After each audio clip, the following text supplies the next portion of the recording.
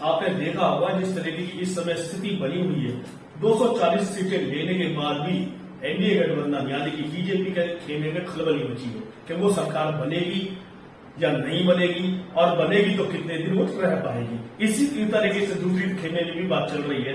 उन्होंने भी अपने आप को शांत कर लिया है। शायद उनको ये समझ में आ गया है कि जनता ने जो मैंडेट दिया है वो सर्वोपरि है, और आने वाला समय कैसा होगा ये देखने वाली बात है। लेकिन यहाँ इस समय 2024 के चुनाव में तो जनता ने एक चीज तो बिल्कुल साफ कर दी है, वो बात यह है कि जितने भी घमंड थे, चाहे वो आरएसएस का घमंड रहा हो, चाहे वो प्रधानमंत्री नरेंद्र मोदी का घमंड रहा हो, चाहे वो अमित शाह का घमंड रहा हो, यहां तक कि अगर हम विपक्ष की भी बात करें तो कई ऐसे चेहरे थे जिन्होंने अपने दम पर लड़ने की बात की थी, और उनका भी जो घमंड है वो चूर चूर हुआ।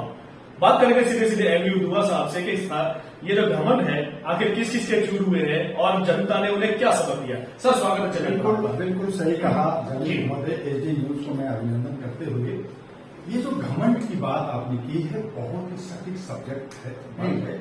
ये घमंड मोदी जी को ले डूबा, अमित शाह को ले डूबा, संगीता ईरानी को ले डूबा, आपके बीजेपी की 17 कैबिनेट मिनिस्टर उनकी घमंड ने ले डूबा। उनको घमंड था कि मोदी है तो मुमकिन है, उनको घमंड था कि मोदी की गारंटी है, मोदी की भारत में लहर है। उस घमंड में सबसे पहले मोदी जी को बनारस में हार खानी पड़ी। सबसे पहले नंबर से आप 1.5 लाख वोटों से कुछ भी नहीं होता है देश के प्रधानमंत्री जिनको घमंड था, जिनको ये था। अगर रावण जो है कुछ दिन लड़े, कुछ थोड़ा सा जीत गए, लेकिन रावण को हार मिली, उनका घमंड चूर हुआ। आज आप राम को सामने ला करके रावण बन करके मेरा घमंड मुझे कोई नहीं मार सकता, तो आप राम को लाए, फिर कृष्ण को, फिर किसी को आपने कहा मैं भगवान का, तो भगवान का अवतार आपने बायोलॉजिकल अपनी माँ को गाली दिया, इतनी बड़ी गाली, और कहा कि मैं तो भगवान से आया हूँ, मैं जमीन से नहीं आया हूँ। यानी माँ को जिसकी आप पहुंच होते थे, जाकर के फोटो खिंचाते थे, आपने उन मरी हुई माँ को भी आपने गाली दिया। तो ये घमंड नहीं है तो क्या है? तो घमंड इनको ले मरा जब आपने जननी को गाली दिया। और बहुत सारे बीजेपी ने कहा कि हम सब बायोलॉजिकल नहीं है, तो कहां से आए हो? एक मंदिर में से आया, एक पहाड़ में से आया, एक जंगल में से आया, एक भगवान में से आया। जनता बेवकूफ साथ रखा।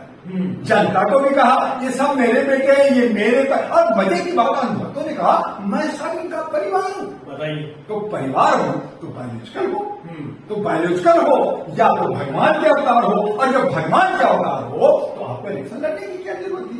जब आप 405 थे, 370 थे, तो ये चुनाव कर करके आपने 5 लाख करोड़ और शेयर में खत्म करके 50 लाख करोड़ का जनता पे भार दिया, महंगाई बढ़ाया, बेरोजगारी बढ़ाया। आज जनता त्राही त्राही कर रहा है। आपने सरकार में आपको मैंडेट नहीं मिला, फिर भी आप कह रहे हो आपका घमंड चूर हुआ है। और ये घमंड न राम का रहा, न रावण का रहा, न हिटलर का रहा, न मुसोलिनी का रहा, न इंदिरा गांधी का रहा। जब किसी का नहीं रहा तो आपका कैसे रहेगा? जनता जो जनार्दन है, जनता से आप आए हो, जनता को अगर आप भगवान कहते, जनता को कहते मैं इसका बेटा हूं, तो मान भी लेते। लेकिन तुमने तो जनता को कुछ माने, तो नतीजा हुआ कि आपकी हार हुई है। ये 240 हार है, इसको जीत नहीं करते। डॉक्टर दुआ 1 साल से बीजेपी हराओ अभियान चला रहा था, जनवरी 2023 से, और मैं सबक रहा और इसीलिए कहा कि अब मानवता आएगी, अब जात धर्म को हटाना है। आपको लगता है कि जो दुआ साहब ने कहा उनकी बदुआ लग गई है? बदुआ बिल्कुल लगेगी। इन्होंने घमंड में इतने चूर दिया है, कौन दुआ? उसको जेल भेज दो, उसको मार दो, उसको जेल भेज दो, उसको बड़ा लगा दो। आपने कई लोगों को पार लगाया घमंड के चक्कर में। आपने हेमंत सोरेन को जेल में डाला, केजरीवाल को डाला, बाकी लीडरों को डाला, बाकी को आपने इलेक्शन में चुनाव के दरमियान कहा मैं तेजस्वी को जेल भेज दूंगा, मैं इसको जेल भेज दूंगा। अरे जो गलत किया है वो जेल जाएगा, वो कानूनी प्रक्रिया। लेकिन कानून को भी आपके जेब में, आपका न्यायपालिका जेब में, आपका एडी जेब में, ये सब घमंड का परिभाषित शब्द है। हमारे हिंदी भाषा में 72 हजार शब्द। दुआ साहब, एक सवाल और है, खाली घमंड मोदी जी का चुन हुआ है या कुछ अन्य लोगों का भी घमंड चुन हुआ है, आपको क्या लगता है? बिल्कुल बिल्कुल जर्नलिस्ट महोदय, आपकी बातों से सहमत हो। जहां एनडीए में मोदी जी अकेले, उनकी तो मोदी है तो मुमकिन है तो हाँ अकेले थे, वो हम भी साथ जोड़ दे, 2-4 को जोड़ दे तो ठीक है कि 2-4 जोड़ दिया। वो लोगों का घमंड था, उन्होंने कहा कि मेरे को आरएसएस की जरूरत नहीं है, मैं तो अकेले बीजेपी जीतेगा, ये नड्डा साहब ने कहा, अपने भाषण में कहा, तो ये घमंड था। दूसरी तरफ इंडिया गठबंधन में जो 30 पार्टियों का था, उसमें भी कहीं न कहीं जो राहुल गांधी जिस तरह से चल रहे थे, उसमें भी घमंड दिख रहा था। अच्छा। जहां पे अखिलेश चल रहे थे, उनमें भी थोड़ा घमंड दिख रहा था। अभी 37 आया, लोगों का विचार से जनता ने वोट दिया, तो उनके अकेले से नहीं आया, उन्होंने भी कई लोगों को गलत तरीके से टिकट दिया। और तेजस्वी का भी घमंड दिख रहा था कि मैं लालू जी का बेटा हूं, मैं तो जीतूंगा, मेरा सारा यादव देगा। तो यादव लोगों ने वोट नहीं दिया, मुसलमान भी वोट बढ़ गए। वहां दलित शोषित है, वहां पे 17% मुसलमान, 14% यादव और दलित शोषित का 65%, टोटल मिला के 85% वहां बीजेपी जीतता है। वहां पे मध्य प्रदेश में दलितों का संख्या ज्यादा है, गरीबों की ज्यादा है, वहां पे 5 किलो चावल और कुछ कन्या को जो है लाडली का स्कीम पे वो बीजेपी को देता है। तो कहीं न कहीं जनता को एक राहत मिलना चाहिए, और उसमें कुछ लोगों ने वहां गए।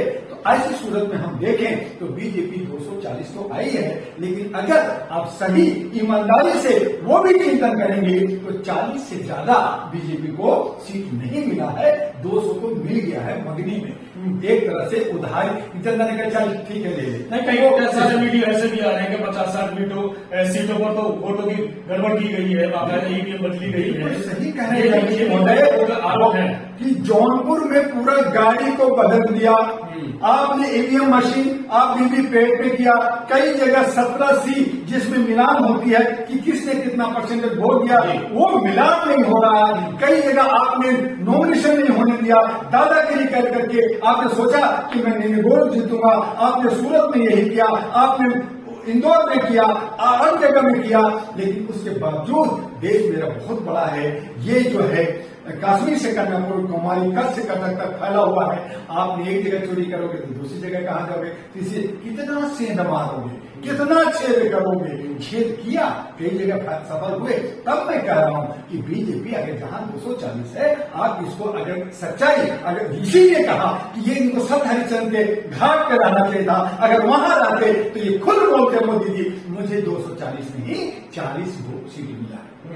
लेकिन ये सत हरिचंद के घाट पे नहीं, बल्कि चले गए नरेंद्र की गुफा में बैठकर तपस्या करने लगे। तो ये सच्चाई यही है कि किसी भी पार्टी को मैंडेट नहीं मिला, चाहे कांग्रेस हो। कांग्रेस खुश है कि मेरे 52 था 99 हो गया, लेकिन वो भी अगर उनकी लहर थी, जनता उनको साथ दे रही थी, वो चाह रही थी कि ठीक है आपने कितना 70 साल में क्या किया, लेकिन फिर से मैं तुम्हें मौका देना चाहता हूं, आओ। अगर वो 543 में लड़ता तो कांग्रेस को 200 से ज्यादा मिलता, और बाकी अगर 300 से ऊपर जाते फिर इंडिया गठबंधन मजबूत बनता। लेकिन इनकी भी घमंड था, इनके बीच में भी घमंड था, और आज भी वो दिख रहा है, मैं प्रधानमंत्री बनूंगा, मैं गृह मंत्री बनूंगा, मैं फाइनेंस मिनिस्ट्री बनूंगा, मैं डिफेंस मिनिस्ट्री बनूंगा, मैं जो है विदेश मंत्री बनूंगा। ये सब जो लड़ाई दिख रहा है, ये लड़ाई सत्ता की, कुर्सी की है, ये सब घमंड करता है। और इसीलिए जनता ये सब देख रही है, मौका सबको मिला दिया। अब जनता समझ गया है कि हमें ये कॉर्पोरेट कंपनियां, ये सारे बड़े बड़े लीडर, ये सब दल बदलू लोग, सब इधर से उधर एक ही थाली के चट्टे बट्टे, इन तमाम को हराना है। बहुसंख्यक को एक साथ बैठ कर करके और मनन चिंतन करना होगा, 543 की लिस्ट बनाना होगा। जल्द ही 1-2 साल के अंदर फिर से चुनाव होगा।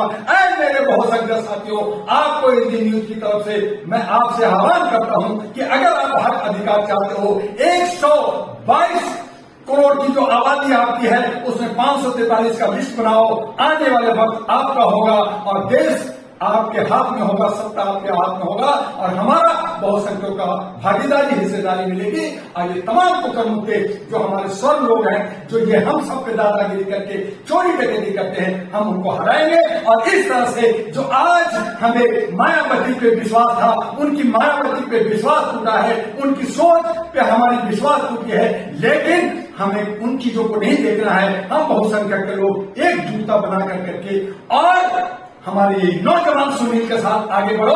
डॉक्टर दुआ आपके साथ है और हम बहुसंख्यक अपनी सत्ता बनाएंगे। इनको लड़ने दो, ये कोई अब जो है आगे नहीं आएगा। आज इनको रसगुल्ला मिल रहा है, लेकिन इनका रसगुल्ला खट्टा हो चुका है। अब इनको मीठा रसगुल्ला नसीब में नहीं है।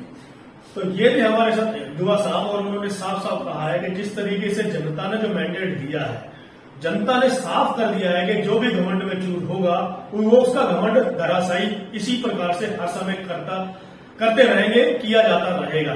घमंड किसी का भी नहीं रहा है, इतिहास गवाह है, चाहे वो राम हो, चाहे वो रावण हो, चाहे वो कोई भी हो। घमंड के अंदर जो भी रहा है उसी का ये नतीजा रहा है कि 2024 के चुनाव में जनता ने ये दिखा दिया कि अब सिर्फ चलेगी तो जनता की, लोकतंत्र है तो जनता की बदौलत, और लोकतंत्र जिंदा भी रहेगा तो वो जनता की बदौलत। जनता चाहेगी तो आपका घमंड चल सकता है, जनता नहीं चाहेगी तो आपका घमंड इसी तरीके से चूर कर दिया जाएगा। और जैसा कि दुआ साहब ने कहा है कि ज्यादा दिन दूर नहीं है, सत्ता किसी की भी बने, 2 साल बाद फिर से मध्यवर्ती चुनाव होने हैं और वो निश्चित है। और ऐसे आसार और कयास लगाए भी जा रहे हैं कि हो सकता है कि 2 साल बाद फिर से असेंबली के चुनाव, लोकसभा चुनाव दोबारा से हों।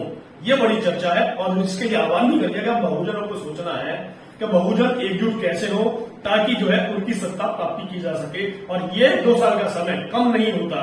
अगर आप चाहें तो अपने बीच में से ही लोगों को निकालें, ईमानदार लोगों को निकालें और उनको शासन सत्ता में बैठाएं ताकि वो अपने आपके हक और अधिकार की बात कर सके। इसी के साथ मैं सुनील है, HT न्यूज इंडिया। नमस्कार।